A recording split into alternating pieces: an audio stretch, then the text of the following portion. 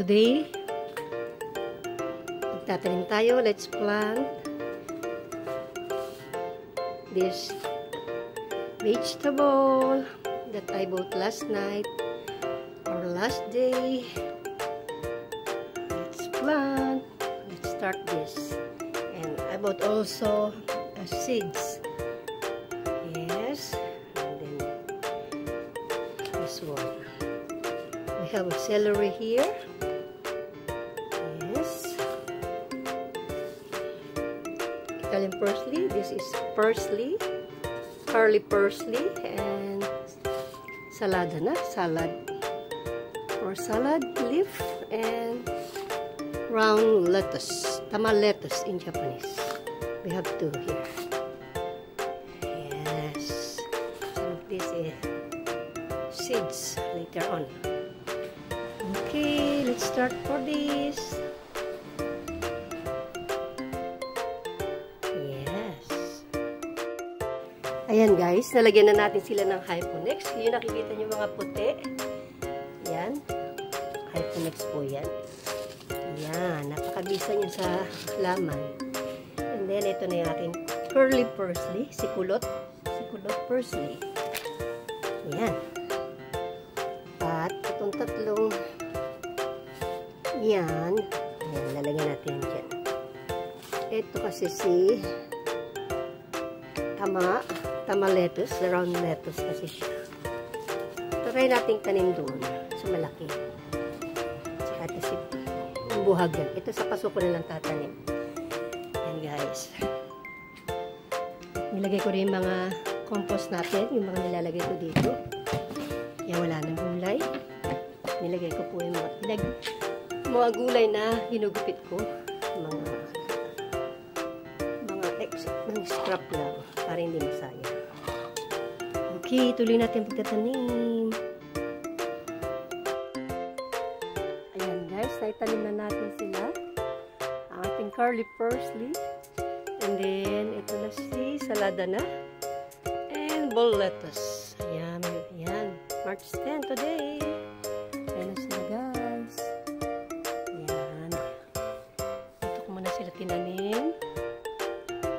Magandang araw.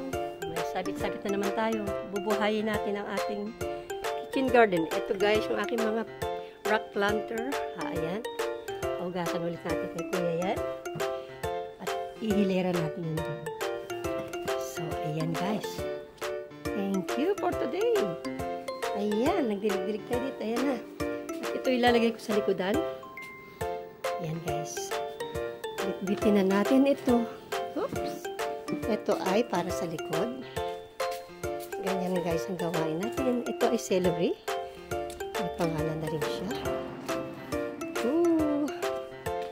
Dito tayo. Bigot. Ang dami kasi niya lupa. Ito ay natin. Ganyan. Ito dito reorganize natin yan. Yan. Ang dami niyang mga kapare-pareho pa dyan guys.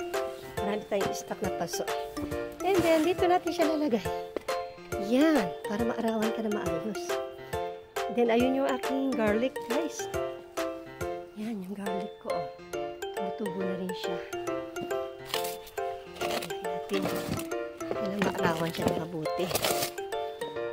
Yan. Tanim ni Kuya, oh. Struggle. Ito, marirevive ulit yung aking succulents. Ito, at may nahingin ka tayo dyan. And then, ito, guys. Ito ay si peppermint from seed. Ito din si basil seed. Ayan. Sama ko na rin dito guys. Ito ang aking spinach. Ayan. Mas nauna ko ito itinanim nung March 19. March 1. January. Sorry, January pala. January 19 po. Sorry. Ayan, January 19. So, hindi pa siya, ayun, nagkakaroon na siya ng small, kita nyo yung guys, yung dahon na yan. Parang bumibilog na siya. Pag gumaganya na siya, pwede na, ayan. Nagkukurtin dahon na siya. Sprout pa lang kasi siya. Ayan. And then, pwede na natin siyang ilipat. Sa ating pagtataniman, marami tayong stock ditong container. Ayan, so many planter. Ayan pa. Napakarami guys. Yan. Lahat yung gagamitin na din. Malinis na rito sa likuran. Ayan. Magdadamo na lang tayo ng konti. This year hindi ako binigyan ng magandang bunga ng aking king can or golden orange. Next year. At ang aking, ito naman si Sudachi guys. Wow, may busilak ng aking mga cherry tree. Edible cherry tree. Cherry blossom. Ayan, meron na siyang busilak guys. Oh. Ano? May baby, ano na siya. Oh, thank you Lord. Nabubuhay.